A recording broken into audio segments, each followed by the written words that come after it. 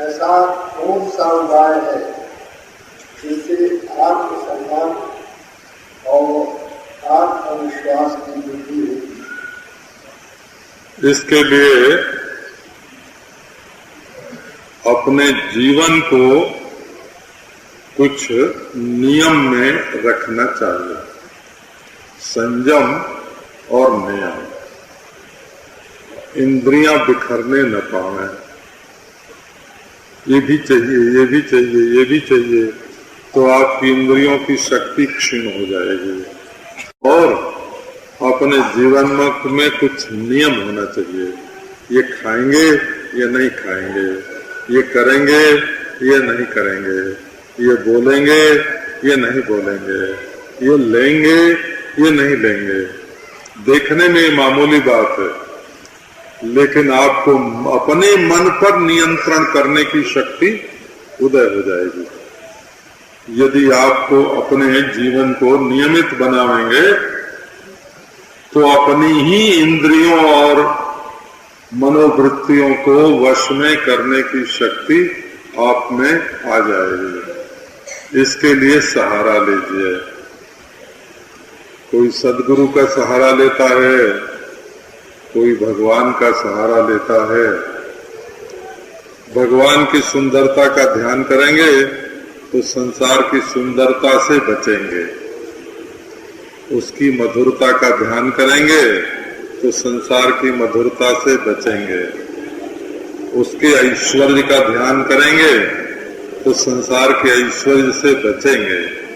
तो उसके ज्ञान का ध्यान करेंगे तो ये संसारी लोगों का जो ज्ञान है, इनके अटपटे वासना युक्त ज्ञान से आप बचेंगे।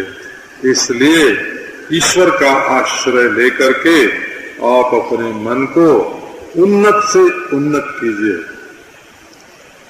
ईश्वर में ऐश्वर्य तभी तक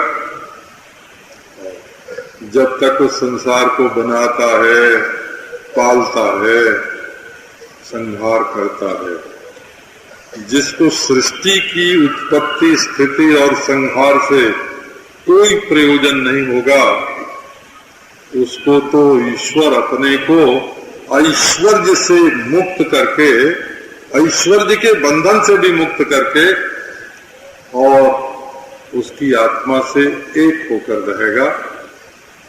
इसलिए नारायण अपने जीवन में कुछ नियम, कुछ संयम, कुछ ईश्वर का नाम जाप, कुछ उसका ध्यान, कुछ उसका स्मरण, कुछ उससे प्रेम, और नारायण उससे जो कुछ लेना देना उससे नहीं, और उसको भी कुछ करना धरना नहीं।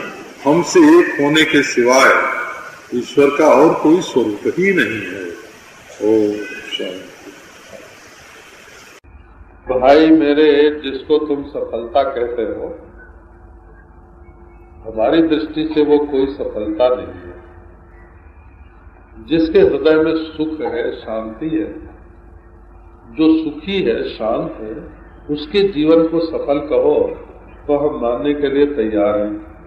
लेकिन जो दुखी है, भले उसके पास राज्य बड़ा हो, कुर्सी बड़ी हो, धन बड़ा हो, पुत्र पौत्र आदि बड़े हों, उसके पीछे चलने वाले बहुत नौकर चाकर हो, अनुयायी हो, नेता हो, उसको तो हम सफल नहीं मानते हैं। जिसके अंतःकरण में शांति है वो सफल है, जिसके अंतःकरण में सुख है वो सफल है, और जिसके आसपास बहुत सा सामान रखा हुआ है उसका जीवन तो सफल नहीं है। कहने का मतलब ये है कि जो लोग दुर्नीति से, बेईमानी से और धन दौलत कमाते हैं वो सुखी हैं कि नहीं, एक प्रश्न है। यदि वो सुखी नहीं है और उनके पास बहुत बड़ा ढेर लगा हुआ है तो हम तो उनके जीवन को सफल मानने को तैयार नहीं है। और दुर्नीति करने वाला मनुष्य हृदय से कभी सुखी नहीं हो सकता। उसके हृदय में दुख जरूर जरूर होगा।